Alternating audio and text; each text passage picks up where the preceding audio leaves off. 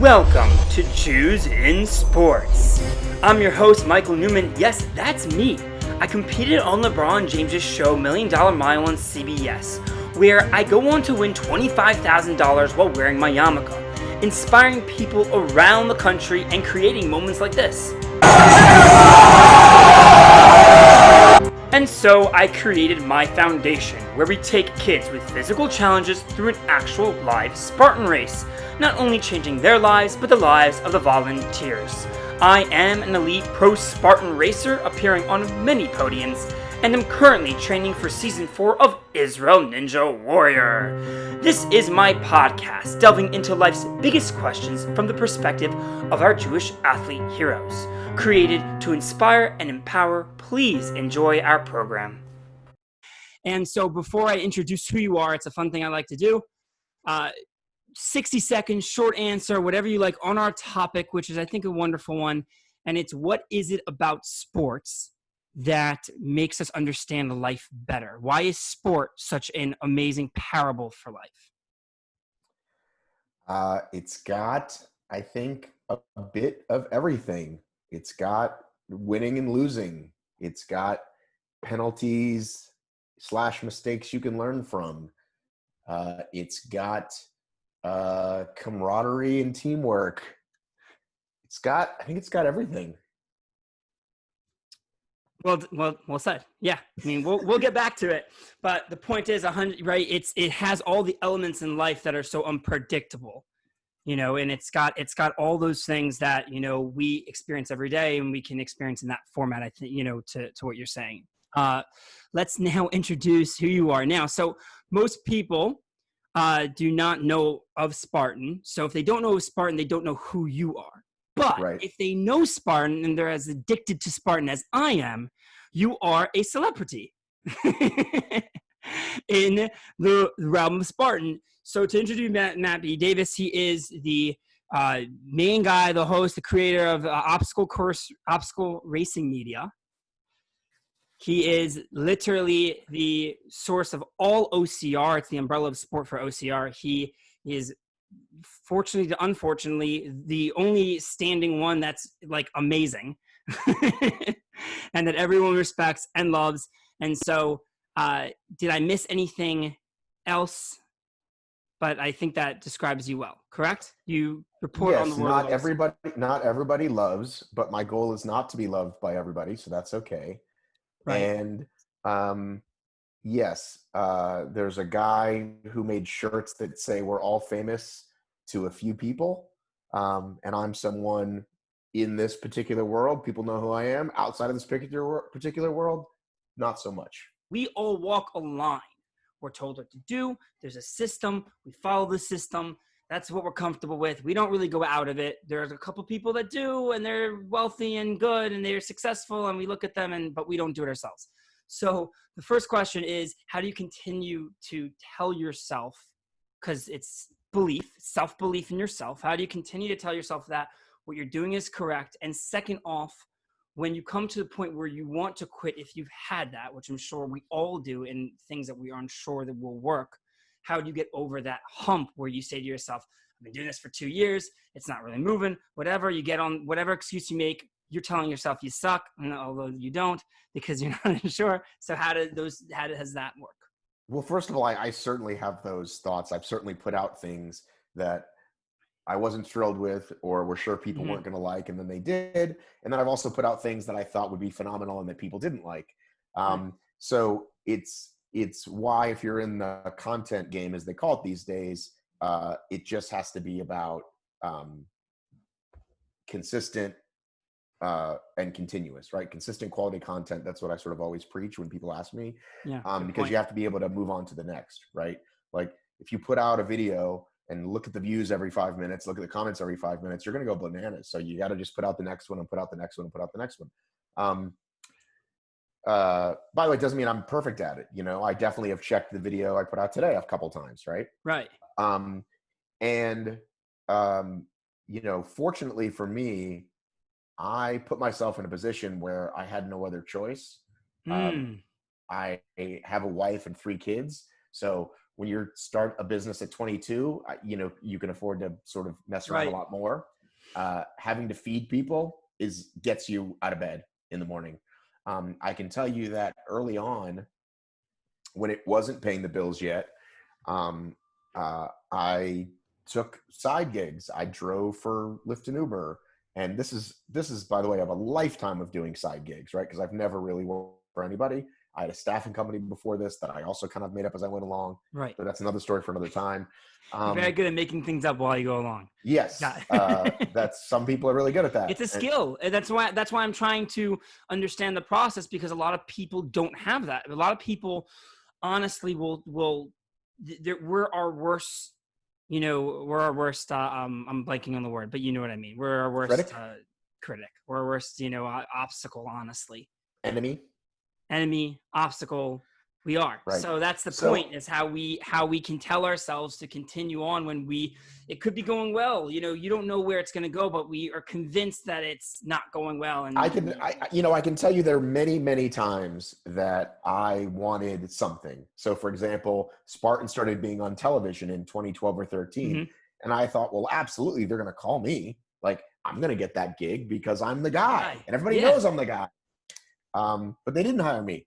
They hired, some CrossFit girl and some random, what do you call it? Reality star. And he was hosting it. And then they didn't use that. And they just used some other stuff. And, a lot of things kept happening. And I was pretty pissed every single time I didn't get the call. And then sure enough, one day in 2017, I can't even remember, Tough Mudder called and said, hey, we're going to be broadcasting on Facebook Live, and we'd like you to be in the booth. And, so that happened. And there's been 100 things that have gone along the way, but I can tell you that certainly I've been frustrated by the process, and it's never as fast as we want, and it's never as much money as we want. Right. Right. And I think that's the part that I keep learning over and over again. Because I listen to a lot of successful people as well. Right. And while I'd certainly like to make more money, that's never the answer, right? It's like more money isn't the answer. It's, are you happy with who you are as a person? Do you feel like you're doing quality work, right? And that's kind of where it's at for me. I mean, there's really nothing more to say in that, because it's the biggest lesson learned. I think everyone eventually, hopefully, goes through that lesson and realizes that you have to be happy where you are. And we always think, it's mind-boggling. Well, I saw a meme that, you prayed for this, so realize that whatever it was, you prayed for this, so be happy with it, because we don't realize that, or it's happening, this is what you prayed for. Like, but we don't realize it. Like, we were praying the whole time, oh, I want to be in this position, and then you get there, and then you're the next thing. Right. Obviously. Question quickly on social media, because this is your business. And I think a lot of people are going to benefit from whatever advice you have, because I think it is plaguing our society. Instagram, social media, all these things. First off, statistically, therapeutically, therapists have proven that it raises your depression by 20%. That's one. Fine, whatever it is. More on the side of, I have learned social media is vicious. Here you think people are nice, and they're, the personalities they put out, and you reach out to somebody and they treat you like crap. We all go through this when it comes to social media. What would you say to manage when you're on social media? Because you do live on it. That is your business. Yeah. I think patience is probably the best thing I've learned, and not responding. Somebody left me a comment just this morning on this video, and the comment was this long. Now, I read it. Well, first I skimmed it, and then I read it, and I think about all the things I would say, and then I'm like not going to respond to this guy. I look, and it was an anonymous post, like there wasn't a real name, and so then I thought about saying something about that, and then I looked an hour later, and it was gone. Like the guy deleted it anyway. But even if he hadn't, the feeling of being right and the feeling of I must answer this passes all the time. Damn. That should be a shirt. No, I'm serious. But I've typed a lot of things that I'm embarrassed about now. I've viciously responded or viciously attacked or viciously messaged, and then 10 minutes later felt horrible, deleted it, apologized, or not. like maybe just let it sit there. Right. But today I was able to not respond because that feeling passed, and who cares? Who cares? But in the moment, it's the biggest thing in the world. In the moment, you'd think you're making $1 million deal on how much Right. energy you're putting into it. Right. So I really like that. You have to realize that passes, that emotion, that feeling passes. I really like that. I want to harp on a little bit of, your journey as a Jew. First off, I do want to say, what is it like? I don't know if you share it with others, because I'm in the world and I wear my yarmulke, but you are Right. you are in the world. Spartan is like the toughest people. I can't explain to people, like, if you're gonna do Spartan, you're gonna be like this rugged, cool dude. Like, that's what I picture. What is it? If someone finds out you're a Jew, does it matter? Do people respond to it? They say the Jew jokes. What's the temperature in the world out there? We talked a little bit about it when I talked to you a few weeks ago. Yep. About as a young man, people starting to make fun of me for it and not understanding, because I'd come from New England and it was just very, but down here in the South, it wasn't as prevalent. And so people would say things and say jokes. I feel like I've put it out there as a badge of honor for as long as it seems like people just know it. Like the things I talk about, right? I have a podcast. I talk a lot. I make videos. I talk a lot. And so it must keep coming up because people do know. Like people do know. Right. Interesting. And like I'll joke about it and I'll make inside jokes with friends. But it's never, I certainly am not aware. If it's happened in the industry, I'm not aware. If somebody's talked shit about me behind my back because of my faith, then I'm not aware. I think people have asked about it. People do, like people are so confused by it that they don't they're not sure if it's a religion or a culture or a faith. And they sort of ask questions, and how Jewish are you? Do you practice, which is such a silly question, I feel like, because we don't do that to other people. We don't do that to, other Catholics. It's true. That hit me right now, right? No one's so intrigued in other. Like, when's the last time you went to confession, dude? Like, it's not something people seem to ask. It's actually a really good point. I never thought about that. But by the way, also, you are, first off, you did use the word faith when describing Judaism, not as a culture. And I do want to say that most people who are not, really you do have connection, your parents, Jewish, and you have that connection to that. But people who are not regularly in a community or have a lot of Jew friends or whatever the scenario is, a lot of people, when they go to Israel and they go to Birthright, that happens all the time. They feel it. They feel it. First off, anyone listening, Matt B. Davis, I was almost going to get him to a trip to Israel. So anyone listening, before COVID, I was working on it. But that is it. Like, if anyone wants to reach out, that'd be fun to get him over there.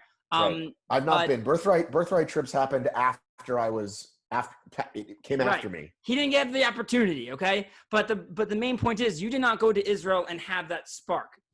But you do have the spark. You do have the proud to be a Jew. I think you talked about it when people started, you didn't recognize it, and then when people started making fun of you and such, and then you connected with whatever that is. The connection of Judaism. Where does that come from? Why are you essentially proud to be a Jew without going to Israel? And I think it's impressive. I think a lot of people do miss it. I don't know why.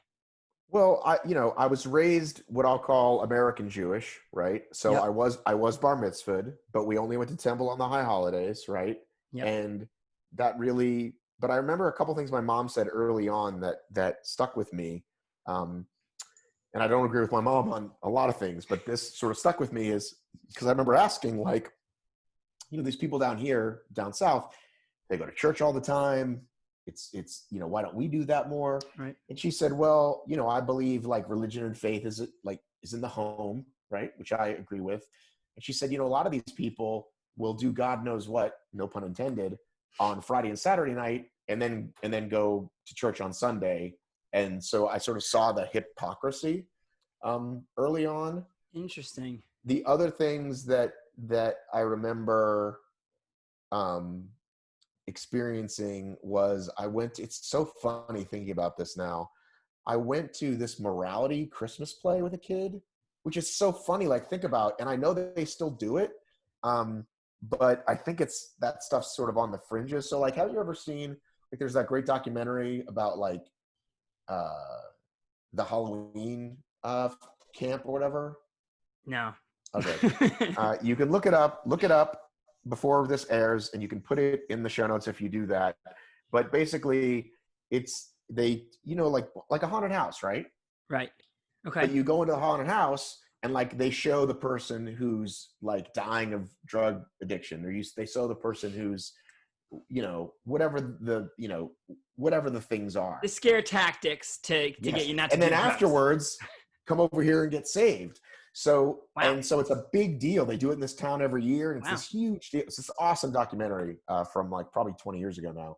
But I went to this Christmas play where the woman was really rich and mean, and they showed her going to hell, and this other person was kind, and so they went to heaven. And I just remember thinking, like, that's not what we believe. Like, my mother never spoke about heaven and hell. Like, what is this? You know what I mean? It just seems weird to me. And I've just never quite understood the whole concept of Jesus. You know what I mean? Like, it's very, and I know that it's very normal to people to think this person did these miraculous things and is a real person and may come back one day. And, it's just a different world. You hit on something that's very interesting, because I've been talking to a lot of athletes and people and such. Listen, I have a very spiritual side, right? I'm Orthodox. I have that concept. We do believe, right? Moses split Moses split the sea, miraculous and such, and we try to understanding as much as we can and whatnot. So you make the parable, you say, oh, Jesus did crazy things, Moses did, there's arguments all around, but so you don't believe these things are a parable? You think these things actually happened? It's okay if you do. So, I do. My belief system is I do. I understand the different concepts that, a lot of people say that, parable, that they're parables for lesson learned in life, which is true also. Every single story absolutely has amazing, wonderful things and such. And I also do believe, although I'm saying this on aish.com and such, but I do believe in certain energies and such. So I do believe that there is concepts where, God uses the things on the earth to make ridiculous things happen. COVID, hurricanes, whatnot. For example, the sun rising and falling every day. You say the sun rises, the sun goes down. But like, that's a miracle. That's like insanity. A big heat of energy is going up and down every day.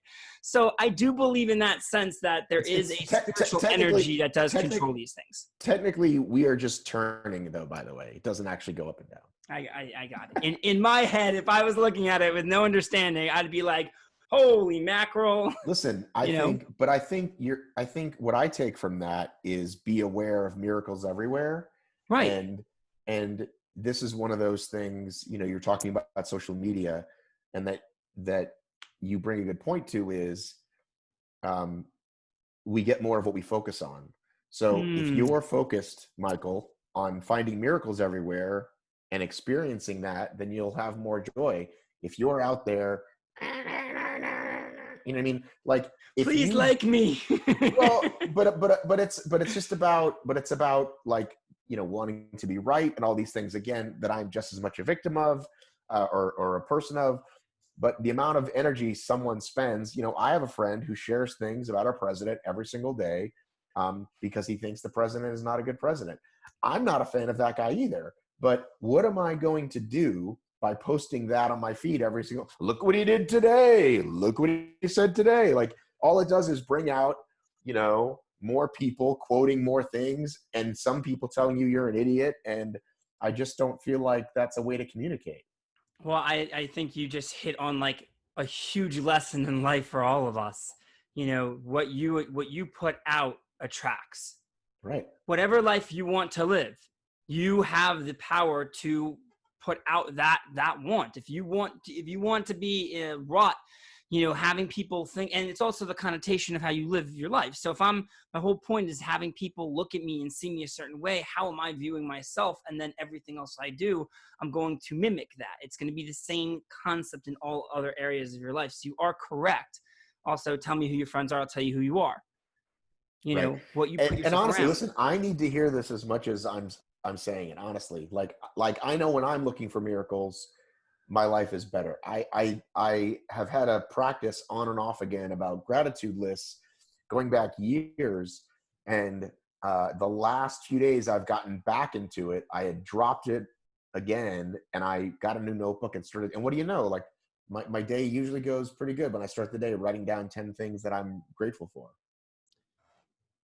Again, by the way, the fact that you're even saying that you're not a perfect person is no, seriously, everyone is so perfect nowadays. Right. Everyone has the answer. And the truth is, the people who are actually, no one's perfect, but the people who are being successful realize that they have to continue to climb for that. By the way, gratitude for sure. In my meditation, I have gratitude, at the end, before and after, 10 things. And before and after, I mean, it just changes the concept. Yeah, I'm serious. You just literally, said the most amazing things. Thanks. Yeah, that's it. I'm not gonna. I do also want to quickly say, you had a wonderful story. Again, you are coming off of this wisdom, and you have, a connection to Judaism. Oh, and what I wanted to say before also was the fact that, the Jesus thing compared to a Jew, without take away the spirituality, because a lot of Jewish athletes have told me on this show, it's the culture, it's the people, it's what's Judaism for you, and it was fascinating to me that people have a very deep connection, and I think there's not that it's a culture, but you can see the beauty of the world with just by being a Jew, the culture, the values, it comes out. That's what I'm getting from you in that sense, that it wasn't, if you're living just as a Jew, there's a deeper connection here, but it's not all over the place. I don't know the complete connection to the Jesus concept, but that's what I was trying to work through.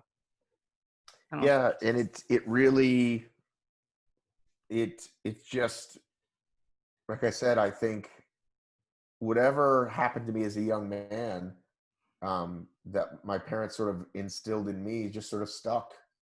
And well, it's a tad deeper than that, because you've shared a story where you went into a shul and cried and had a reaction. That's what I forgot we talked about that. And that's the stuff that like something's going on here, right? Like walking into a shul that on this random beach town in Maine, going into the Holocaust Museum in there's one in DC, right? Yeah. So there's one in DC. In Boston, they have this like glass that's up. I forget what they call it. And I think non-Jews could cry too. Just sort of the humanness of all of it. Yeah, that's something in me that I can't even like control or it's not a conscious effort. You know what I mean? I didn't walk into that show to cry. I walked into that show and felt what I call God. And we'll end off on that note, because I really enjoyed this. I think it gave a lot of people perspective, because honestly, you live a very normal life. You are in, rugged America, honestly, in a sport of like the most rugged people, and you have this connection, and it is wonderful to see. And more to your point, people have to continue to work on whatever they want to be successful at, continue to grow and see that. And I think if we learn nothing else, you hate social media, but you're on it. I don't hate it. I have a love-hate relationship with it. How about that? It's again, I am turning, I do not like it. I see, I know it. I feel it. When I get on Instagram, I'm like, but I'm doing it. I'm trying to inspire. I'm trying to fight through that. What you're saying is the lessons we learned there. Okay.